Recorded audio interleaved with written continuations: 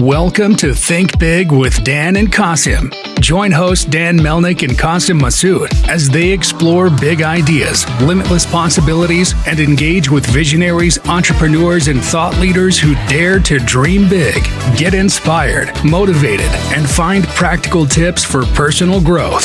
Think big, dream bigger, and ignite your potential.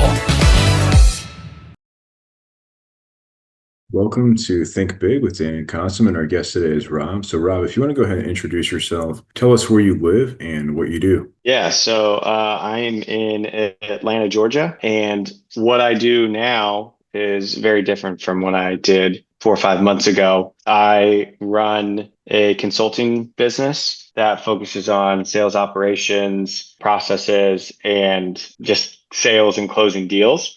And I kind of started that out of necessity after I was laid off from my job in the beginning of the year. So it's been pretty interesting. It's definitely a wild ride. I've met some really cool people in this process. So yeah, that's what I'm doing now. Awesome. So in terms of your background, I'm curious kind of how you got into sales and operations in the first place. Yeah. I mean, my background, I grew up in a somewhat competitive environment, played sports all through high school and college. And so at the time, it seemed like a natural transition into the working world was something that provided some competition. And sales definitely did that. I graduated school in 2008. So kind of right in the middle, well, late 2007, but entered the working force in 2008, kind of right during the housing market and that time. So there weren't a lot of jobs. And so my first job was doing door-to-door sales, which was fun. It definitely gives you some thick skin and teaches you grit and determination, and you got to kind of grind for it. So yeah, after that, I kind of didn't really look back from a sales path. And then that led me to recruiting, which led me to SaaS, which has now led me to kind of my own ventures. And yeah, it's been fun. Awesome. So in terms of like your current business, like obviously, I mean, sales can be so many different verticals and some of them that you just mentioned. So what do you kind of specialize in and focus on when you're helping your clients? When I was starting it, I thought it would be one thing. I was really caught up in more of the strategy and go to market, getting a business up and running and being able to fine tune that and take a company from, 0 to 1 or 1 to 5 or whatever the case is. But it's kind of morphed. I still focus very much on, I wouldn't even define it as like a beginning go to market. It's more of redefining someone's sales process and procedures. They have something that they feel like is a little bit broken and could be better. So one of the things that I'm able to do is we come in and we can do a business audit of that organization and just make sure they have a good understanding of their business too, right? You'd be very surprised at how many business owners don't have like a good grasp on their sales engine and their processes and how things go from cold lead to closed deal and what all is involved in that. So what I do is I'll come in and do an audit of the business and just really have leadership in the organization fill that out. And then we'll do a session where we review that and go through, hey, here are the main pain points. Here's how we're going to get to that. And we really map out a plan for them. Every company is different. Every process is different. But at the end of the day, it's really kind of defining the playbook and making sure that they have that they can then mass reproduce. Like I'm working with an organization right now where they have no repository, they have no process. Their salespeople haven't been formally trained, and some of the top salespeople are doing really, really well. And Mike is like, how did you get there? Like, I just had to figure it out. And that's kind of like, when you're thrown into the fire, you just got to figure it out. And that's what the good ones do, right? But we want to try and bring a system to where we can help, bad to good, good to great, great to excellent. And so being able to put those processes in place, that's one of the things that we do. And then the other thing that's been interesting for me too is like, because of my career in sales, I've been brought on to be kind of like a hired closer. So bringing in my sales and expertise, understanding the product, and then just helping close deals has been really interesting for me. It's a good change of pace coming from an enterprise world where you've got, 5 to 10 decision makers and the decision cycle is 4 to 8 months. Now I'm working with guys that are ready to make a decision, and that happens in a couple sales calls, right? So like that energy and motivation is there too, which is really fun to see. So those are the main things that I'm doing right now for my clients. I'm also helping consultants break into consulting as well too. So one of the things that I struggled with was trying to figure all of this out. Like, how do I position myself? How do I, gain clients, and what do I have to get in the door to like provide value? Because if you can't provide value, people aren't going to listen to you and they're not going to want to work with you. So I partnered with an advisory group that gives me access to templates and playbooks, and I can really build my whole business around that. So I'm now marketing that to consultants as well too, to help them kind of break into this world and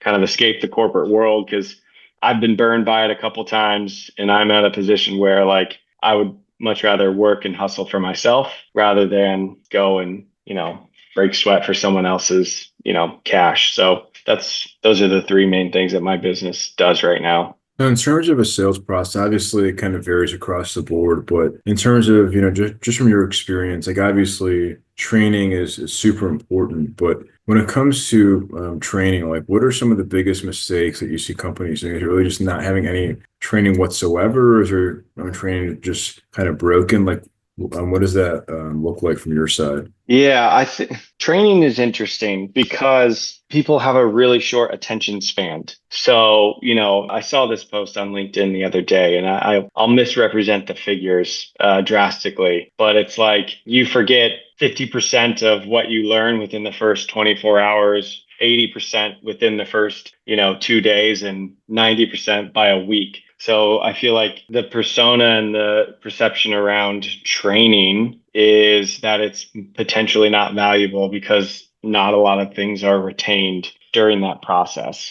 And I feel like, especially in sales, we overlook the thought of practice, because if you think about it, and this is how I think about it kind of from a sports angle, is like you don't go and practice one time before you play a game on Friday or Saturday, right? You have multiple hours and days of practice where you're honing your skill, you're working with your teammates, and you're working at getting better at your craft. And I feel like outside of that early development stage in sales, you don't really do a lot of practice. There's not time set aside for real practice and honing your skills and understanding like what you're going to see out in the game or in an actual pitch to a human, that you get comfortable like doing the same thing over and over again, but you may be doing the wrong thing over and over. So you're not practicing and having constant evaluation during your job. And I think that's one of the things that was kind of a pillar stone of one of the things that I wanted to lean my company on, is like, let me help you train and develop your people, because managers are so busy with like pipeline management and forecasting and putting out fires or jumping on closing calls. They don't necessarily have the time to block out, to dedicate like training or pitch practice or scenarios with their reps. And I feel like that's a big miss in the market, and companies have lost the sight of that value. So hopefully that answers your question. I kind of rambled a little bit, but. For sure. Yeah. I mean, it's definitely important, right? And I think sales is like the most important role for any business. And if you're not doing sales properly, then your company's not going to grow. So yeah, it's a very, very important thing. And obviously now, sales has also just changed a lot, even since COVID, a lot more Zoom calls and remote sales. So what is your perspective on that versus like in person? I'm mixed between this thought. I feel like early in your career, and if you're in a volume sales role, it's really important to be in the office and to be in the trenches and to be around your fellow coworkers that are also doing the same thing for you, because sales is hard. It's not easy. You get told no 10x more than you get told yes, and that's going to weigh. You getting told no, 30, 40 times a day for that one yes. Like that one yes changes everything. But you need motivation and support and help while you're getting no's throughout the entire day, throughout, the week, the month, the quarter, you need support.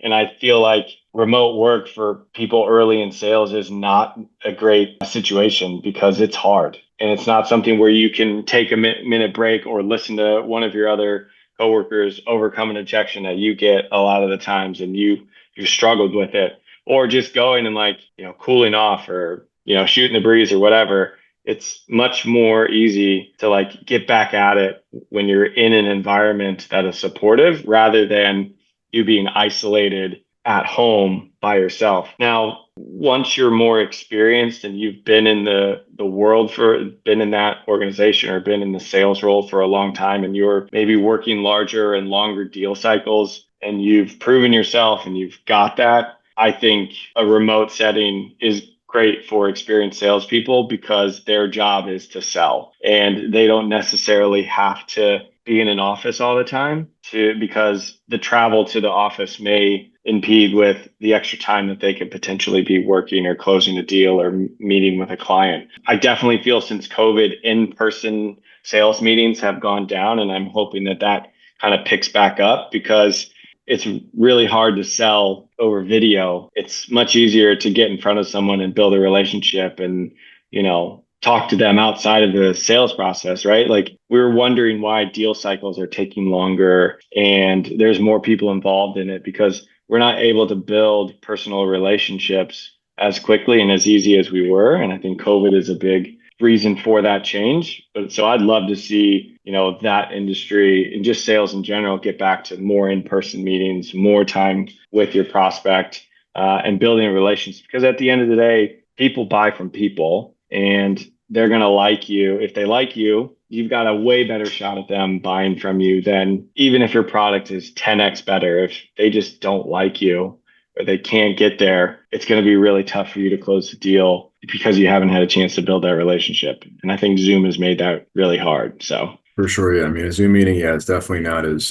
authentic as like an in-person meeting, but yeah, it's definitely kind of like this double-edged sword because it can be harder to have as many calls or be as productive when you're like traveling around and meeting people, especially in for example, where you're at, like in Atlanta is a big city, lots of traffic, things like that. So in terms of your business, right? Because we're just starting Q2 here of 2025. I know that you're very early on, but what are some of your biggest goals and objectives for the rest of 2025? honestly, I think right now I've been introduced to 3 clients and I'd love to continue to grow that. I'd also love my kind of goal over the next, rest of the year is to really help consultants kind of transition into this. And that's where I've seen the biggest upside for me is being able to help people transition out of something that maybe they're not happy with and they're scared to kind of go out on their own and do it themselves.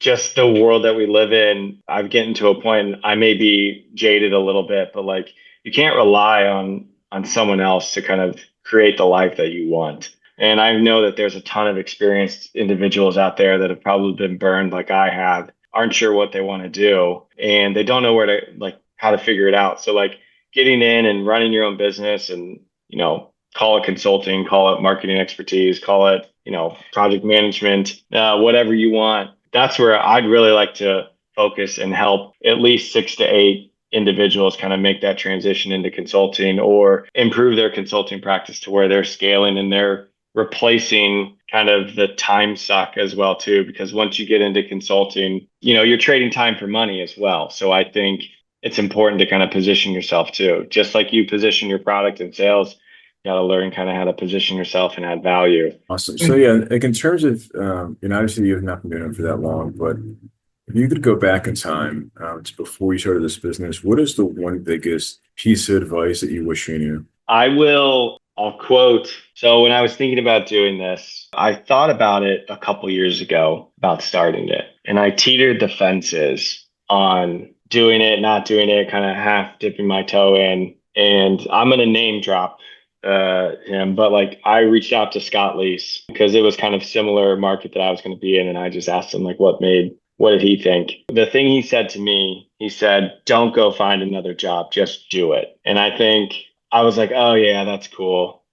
I agreed, but I was hesitant because that's like really scary to like just rip the cord off and go do it yourself. And so I wish I would have listened to him a year before I actually did it, because I think I'd be much further along. So my number one thing from that is, if you're thinking about do it and you feel like you don't know where to start, just do it, because you're gonna fail. It doesn't matter. You're gonna learn. Your business is gonna adapt. But he was right. I was wrong. And so if he ever watches this, he'll probably smile and say, I knew it. I know what I'm talking about. So yeah, jump in and do it. That's kind of my biggest advice to people that are thinking about it or hesitant. Just do it. So yeah, super good advice. And then if somebody watching this wanted to work with you, do you mind sharing your email and or social media like LinkedIn, so that way they can find you and get in contact? Yeah, my LinkedIn is just my name, Rob Thayer. I'm in Atlanta. I have a LinkedIn page. It's Thayer Revenue Partners on LinkedIn. And then my Instagram is Scale Your Consulting. So you can find me there. And then if you want to email me, it's just ThayerRevenuePartners@gmail.com. Pretty simple. My contact information is both on my company's LinkedIn page and my personal. So it's my cell phone. Feel free to reach out. Happy to talk to anyone. Yeah. Well, I'm Rob. Thanks so much for your time today. Yeah, Dan, thank you. This was an honor. Appreciate it. Awesome.